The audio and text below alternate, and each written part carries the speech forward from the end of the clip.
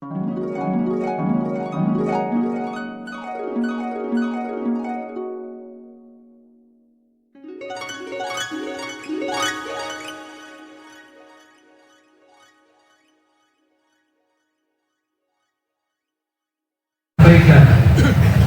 guru kita Al-Mukarram wal Muhtaram Bapak Kiai Haji Bukhari Al-Arabi, kepada beliau dipersilakan. Sallu ala sayyid. Assalamualaikum warahmatullahi wabarakatuh.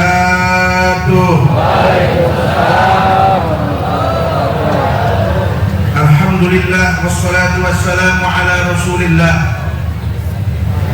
Subhanaka la ilma lana illa ma 'allamtana innaka antal alimul hakim. Amma ba'du, ahibbail kiram, para alim ulama, para habaib yang kita berdoa mudah-mudahan beliau-beliau diberikan sehat dan panjang umur.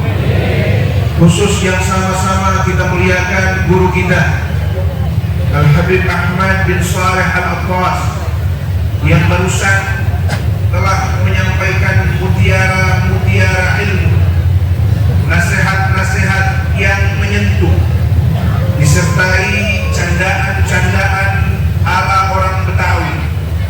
Subhanallah, mudah-mudahan apa yang beliau sampaikan bermanfaat buat kita semua. Yang terhormat, yang saya cintai, keluarga besar Madrasah Sulamul Istiqamah, dalam hal ini yang menjadi wasilah saya hadir untuk yang kedua kali di tempat yang mulia ini, yang istimewa ini, dalam perayaan peringatan Maulid yang agung ini. Akhi fillah Al-Ustaz Kiai Haji Abdul Qadir bin Kiai Haji Ahyan, kita doakan mudah-mudahan tambah berkah rezekinya, tambah berkah murid-muridnya, juga bertambah istrinya. Amin ya rabbal alamin. Tak lupa salam hormat, salam cinta dari saya yang jauh datang dari Banten ke sana. Jadi sengaja saya pakai jubah, saya pakai udeng-udeng, saya pakai sorban yang rada nyengseran. Tujuannya apa? Bahwa Banten tidak seburuk yang diberitakan orang. Betul? Selama ini kan yang menggugat nasab orang Banten, yang bisa ngomong sama semut orang Banten. Betul nggak? Saya datang ke Bekasi, ternyata ingin kami buktikan kagak semua orang Banten sebego itu. Salam hormat buat antum-antum semua, para muhibbin, para muta'allimin, yang mudah-mudahan duduknya kita bersama para habaib, bersama para ulama-ulama kita, orang tua kita, ini akan mengangkat derajat kita.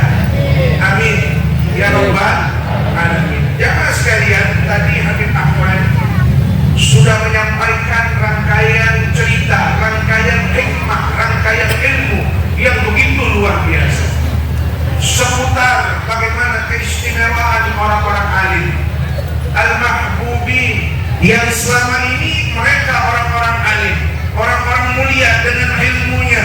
Mereka tentu saja para kiai-kiai kita, juga para habib-habib kita. Mereka mulia karena kasabnya, mereka mulia karena nasabnya. Mereka kita cintai. Tadi bagaimana Habib Ahmad bercerita dengan kelembutannya, dengan ilmunya, dengan keistiqomahannya.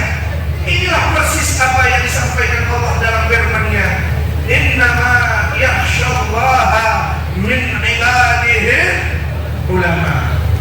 Masuklah mereka itu orang-orang yang paling tahu jalan untuk bertakwa kepada Allah, paling tahu cara untuk taat kepada Allah, paling tahu tariqah untuk mulia di hadapan Allah Subhanahu wa ta'ala.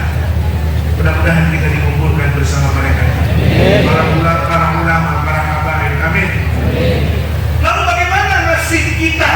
Nah ini, kalau tadi Habib Ahmad cerita tentang keutamaan ulama dengan ilmunya, dengan adabnya, dengan lutufnya, dengan kelembutannya, dengan kebijaksanaannya, dengan keistiqomahannya, dengan kewaraannya. Kira-kira poin itu yang kita bisa petik. Terus bagaimana Betul? Hari ini kita hadir maulid Nabi. Besar harapan kita, kita pengen ketemu Nabi. Betul? Betul? Hari ini kita buktikan cinta kita kepada kanjeng Nabi. Besar harapan kita, mudah-mudahan cinta kita juga berbalas cinta dari Nabi. Betul? Terus bagaimana nasib kita nih yang hanya baru sekedar bisa mencintai? Betul? Kan kalau ada yang dicinta pasti ada yang mencinta. Ya. Betul kan? Kalau ada yang dirindu pasti ada perindu. Betul? Kalau ada kiai ya pasti ada muridnya. Kalau kiai nggak punya murid namanya bukan kiai. Betul?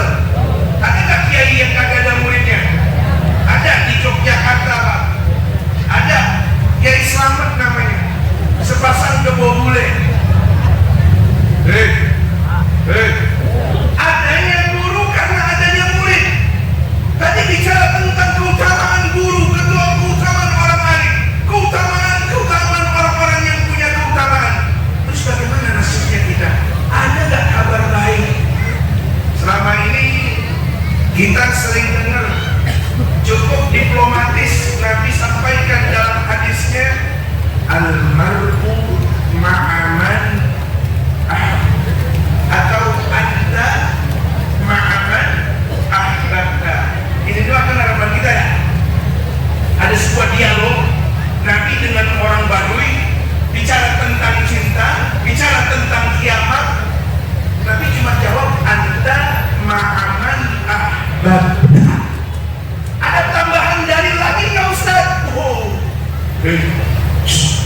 kita buka kitab suci Al-Quran, baca cerita-cerita menarik di dalam Al-Quran, dapat kita temukan bahwa ternyata walaupun para ulama adalah setinggi-tingginya derajat, walaupun para nabi setinggi-tingginya derajat, walaupun para rasul semulia-mulianya manusia, perhatikan, di dalam Al-Quran tidak Allah ceritakan kematian mereka yang begitu sangat indah dalam cerita yang sangat spesifik, saudara sekalian, kecuali justru yang Allah ceritakan kematian seorang pecinta, kematian seorang murid, kematian seorang perindu, kematian seorang jamaah, saudara sekalian.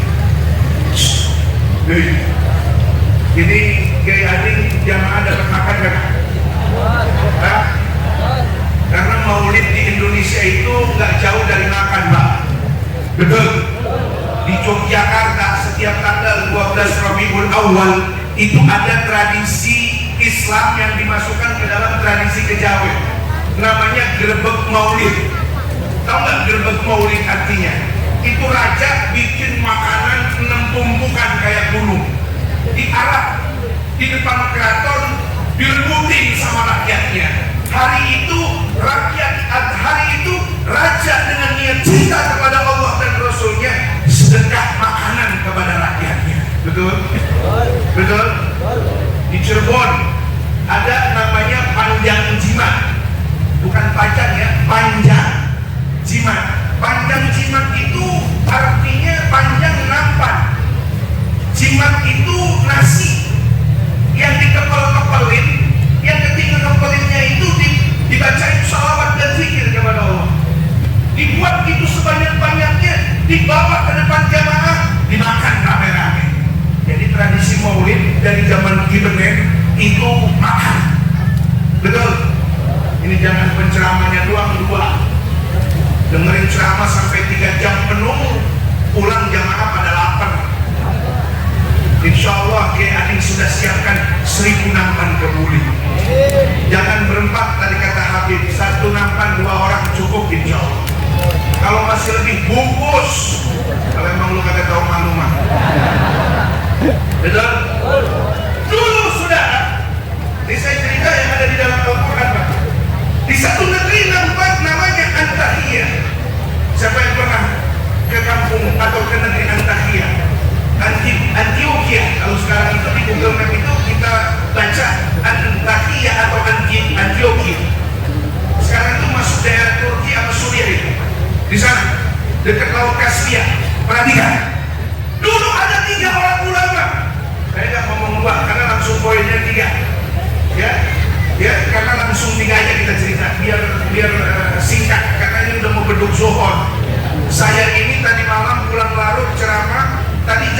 saya langsung berangkat Pak, dengan harapan di sini dikasih sarapan.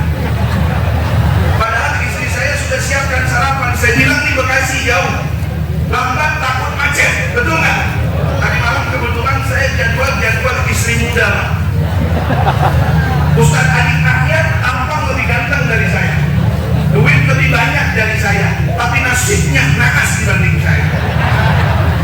Karena kalau saya biar begini-begini, jelek-jelek begini, ini Betawi begini, bininya dua, kalau dia cuma satu. Masuk dalam barisan S2 TI, suami-suami takut istri. Jangan lama-lama dia bergaul sama gua, bisa poligami. Terus. Dulu ada 3 orang ulama yang diutus oleh Nabi Allah Isa alaihi ke satu negeri namanya Antakya. Ini dalam tafsir Yasin ada. Diterimakah mereka? Disambutkah mereka? Oh, kalau orang Bekasi datang ulama rebutan salaman, Habib datang rebutan salaman, bahkan kalau bisa mah ditaruhin ke timpring. Betul nggak? Di Arab kita kiai ustaz mau ceramah kita kayak ondel-ondel. Betul? Cinta orang Bekasi sama ulama, cinta orang Bekasi sama kiai sama habaib. Betul nggak? Tidak berbanding terbalik dengan orang Antakya, saudara. Itu orang Antakya, 2 orang ulama diutus, ditangkap, digebukin. Ada orang Bekasi ustaz lagi ceramah digebukin? Nggak ada. Orang sono ada. Ditambahin lagi 1, nasibnya kagak beda Pak. Diapain? Ditangkap, digebukin, bahkan diranjang sampai mati, saudara. Ada yang bela? Enggak ada. Semua penduduk kampung kompak. Gak boleh ada yang membawa dakwah di negeri ini. Sebab itu kampung-kampung Bangkawara Pak, tahu Bangkawara?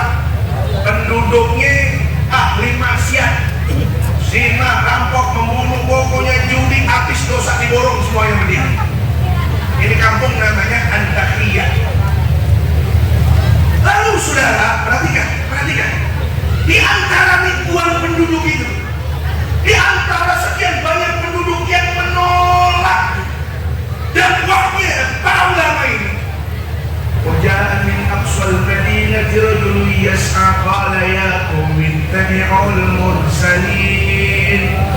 Terus اتبعوا من لا يسألكم أجرا وهم مهتدون.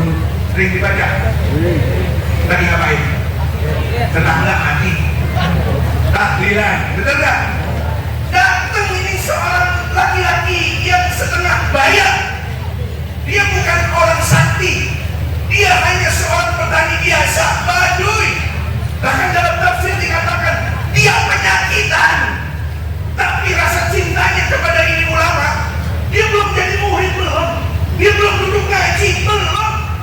Dia belum dengerin ceramahnya, belum. Dia belum makan bareng-bareng, apalagi nyopet sendalnya, belum. Ada yang nyopet sendalnya? Ada. Zaman sekarang jangan sendalnya, bininya dia ini colok. Baik-baik, Ustaz Adi. Punya jamaah kasih batas, jangan kasih masuk ke dalam rumah terlalu dalam. Betul nggak? Sebab sama orang sekarang kita boleh percaya, boleh kagak percaya. Yang halal diharamin, yang haram dihalalin. Betul tidak? Betul tidak? Apa yang terjadi? Dia datang ke hadapan saudara-saudaranya. Hei, saudara-saudaraku, kaumku, apa yang kalian lakukan? 3 orang yang kalian tangkap, kalian gebukin, kalian mau anjam ini utusan Rasulullah Isa. Ikuti mereka. Mereka tidak minta apa-apa, nggak minta duit kok, nggak minta berkat kok, nggak minta parcel kok. Mereka cuma minta kalian nurut kepada Allah. Betul apa betul? Saya kalau baca ayat ini malu saya. Betul? Itu kata semangat begini ngomong, pulang kita diamplopin, kita kantongin aja. Betul kagak? Pulang kita diberkatin, kita tenteng aja. Betul? Betul?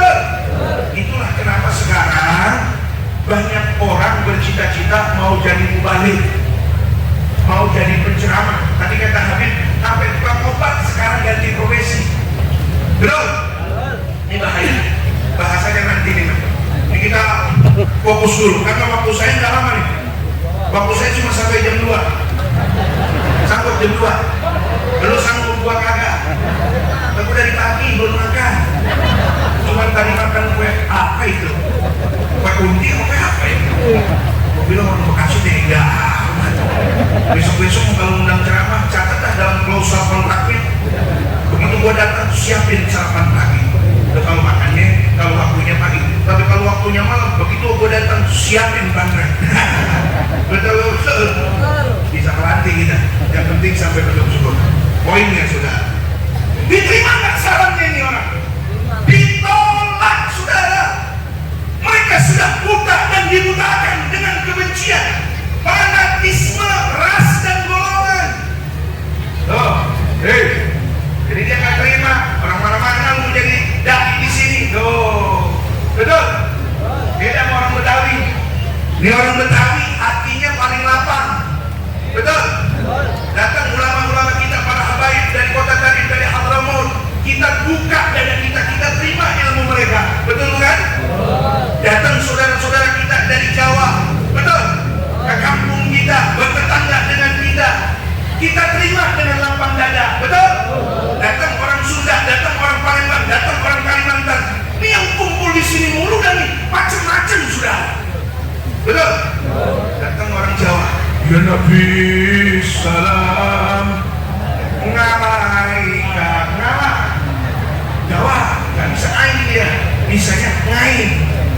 Datang orang Sunda, ya Rasul salam alaika. Datang lagi orang Batak, ya Habib salam alaika. Datang orang Betawi lah lagi sakit gigi habis domelin bininya, salawatullah alaika. Kan ke sampingnya Usbawah kan udah jadi bentar begitu loh. Jadi maulid Nabi ini benar tempat kumpulnya, tempat silaturahmi. Semua orang, semua dari berbagai macam ras dan golongan. Betul. Makanya nggak bisa nih di maulid Nabi kita ceritain selain Nabi Muhammad. Coba deh kalau kita ceritain salah satu calon gubernur aja pasti ada yang kecewa. Betul nggak? Kita ceritain misalnya Ahmad Sehu misal, pasti yang dukung siapa yang rambutnya panjang dari PDI. Wah, ini maulid kampanye di pojokan, akhirnya dia pulang pelan-pelan. Betul? Kita ceritain misalnya Deddy Mulyadi yang dukung Sehu keberatan. Betul nggak? Tapi kalau yang kita ceritain Nabi Muhammad, yang Deddy, yang Sehu, yang PDI, semuanya jadi senang. Lagi pulangnya makan nasi kebuli. Betul. Kita ceritain tentang Nabi Muhammad, wa ma yata'allaqu bi sayyidina Muhammad, dan apa-apa yang berhubungan dengan Nabi Muhammad. Betul? Ditolak saudara. Tidak cukup ditolak, disaran saudaranya sendiri. Ini orang ditangkap, dikebukin. Oh lihat. Orang kalau sudah rasis, fanatik buta begitu. Temannya dewek, satu kampung ditangkap, dikebukin.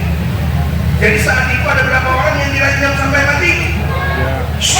Ini surah Yasin Pak, surah yang setiap hari kita baca. Korban lu kayak gimana begitu? Suai pada benci Habib, mudah-mudahnya lu pakai, jubahnya lu pakai, sorbannya lu pakai, tangke doang lu iman. Betul gak? Kalau mau Banten aja, makanya kemarin ada yang macam-macam, udah udah ya, pasti mau kalah nih sama Habibun Najjar. Sebab ini begini Pak,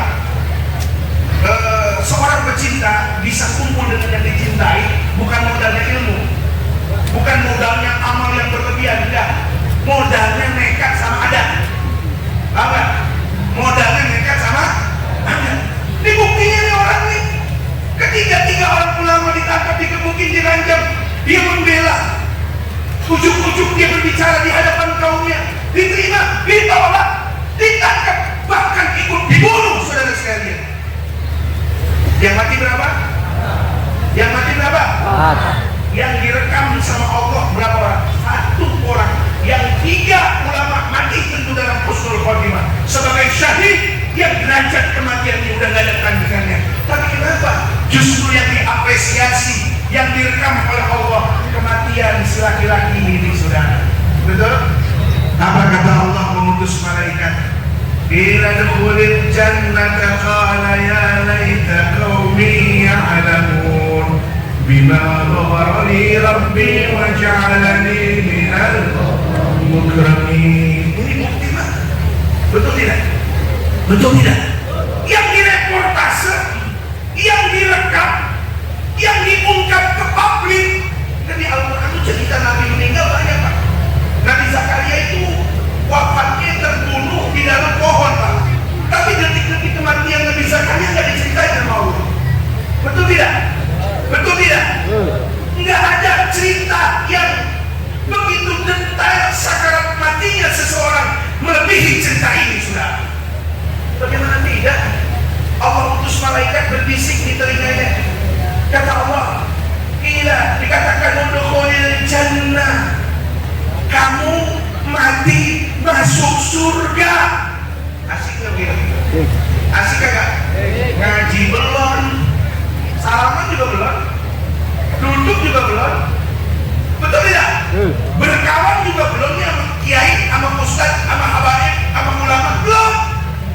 Dia cuma melihat kerumunan kaumnya lagi gebukin 3 orang ulama, sekonong-konongnya apa? Dia pasang badan. Qala ya qaumi ittabi'ul mursalin. Kaumku, sadar kalian ini ulama, jangan perlakukan seperti ini. Ikut dibunuh, Pak. Tapi Allah kasih apresiasi luar biasa, penghargaan. Apa kata Allah? Udkhulil jannah. Masuklah engkau ke dalam surga. Apa kata si laki-laki tersebut? Qala ya laita qaumi ya'lamun. Sungguh sayangnya kaumku ini tidak mengetahui hal seperti ini. Maksudnya apa? Ini diceritakan kepada kita, sebaik-baiknya kematian adalah kematian seorang pecinta ulama, saudara sekalian. Betul? Jadi kalau kiai kita malam-malam sholat sampai beduk subuh, kita mati tidur, tetap aja nanti di surga bareng-bareng kita sama mereka. Betul? Rasulullah nanti di dalam surga sama kita, insya Allah. Kesolehannya Nabi Muhammad gak ada tandingannya. Kita rasa-rasanya malu kalau berdoa pengen kumpul sama Nabi Muhammad. Tapi gara-gara ayat ini, gara-gara informasi ini, kita jadi percaya diri dan bersemangat, percaya, yakin bahwa kita akan kumpul bersama Nabi besar Muhammad Sallallahu alaihi wasallam.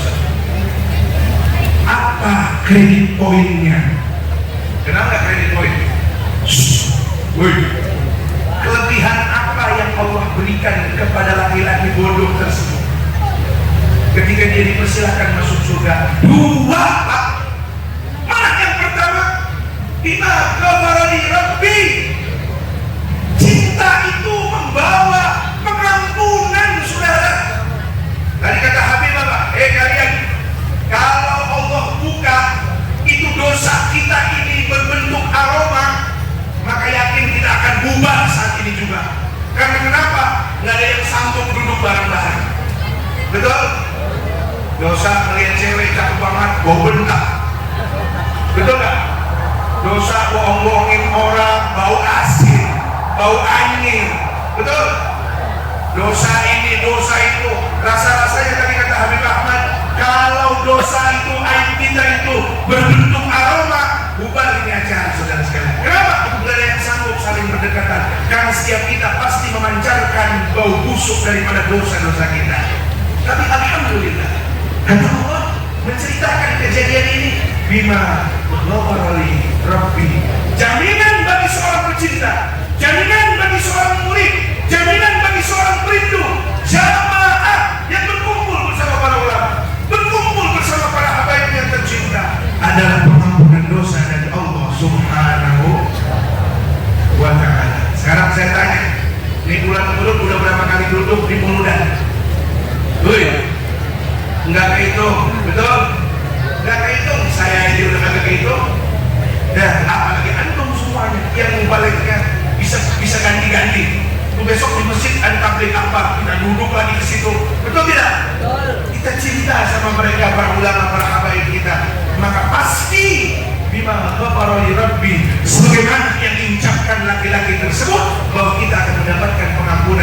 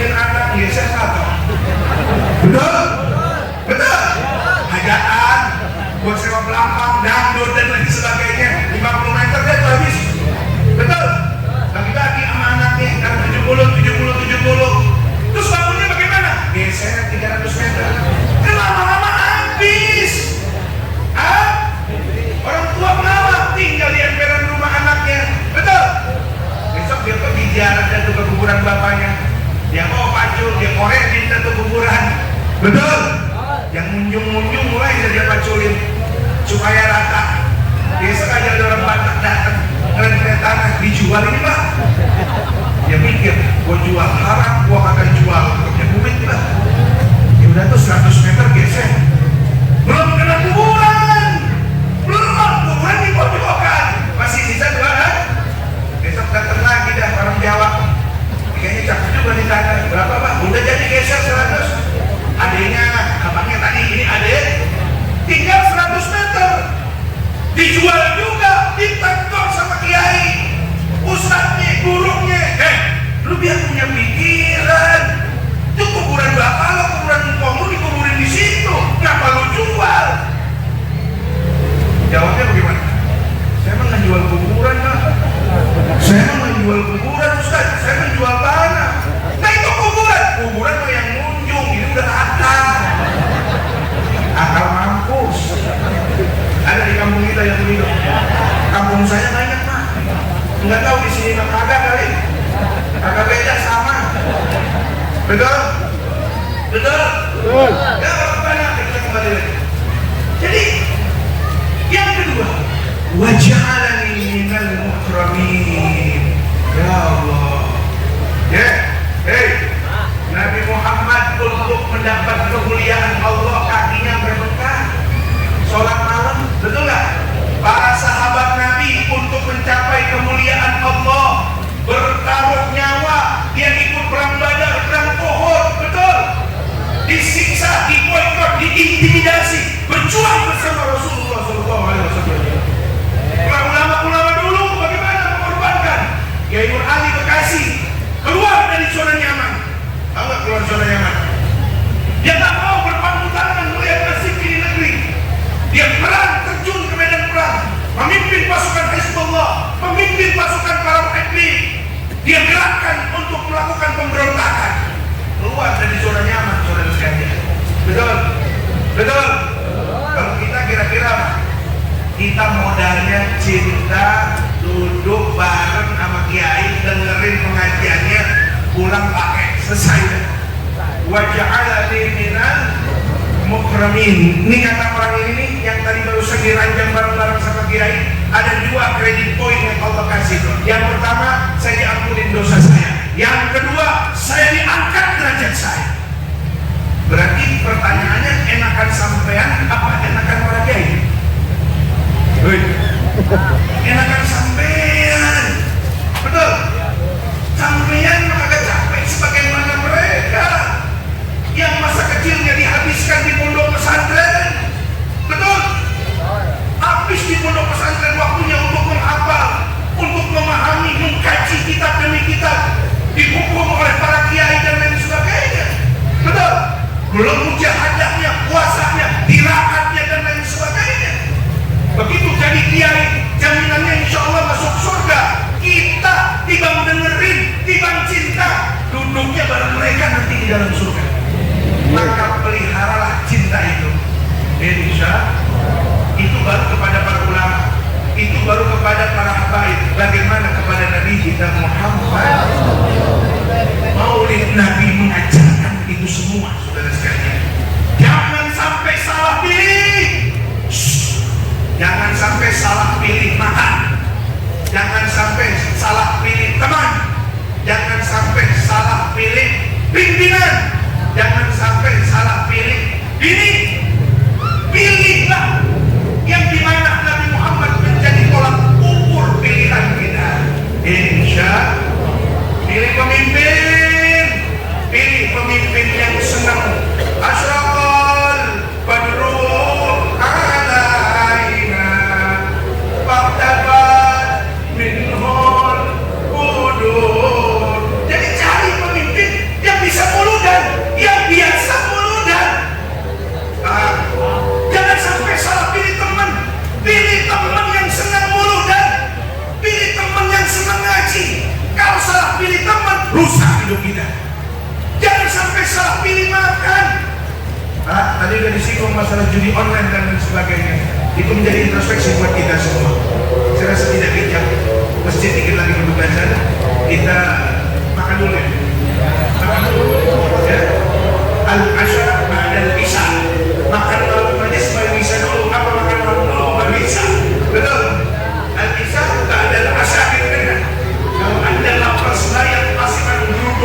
muak kemuludan aja. Ujung-ujung makan dua. Kita dengerin asin dulu. Tuh,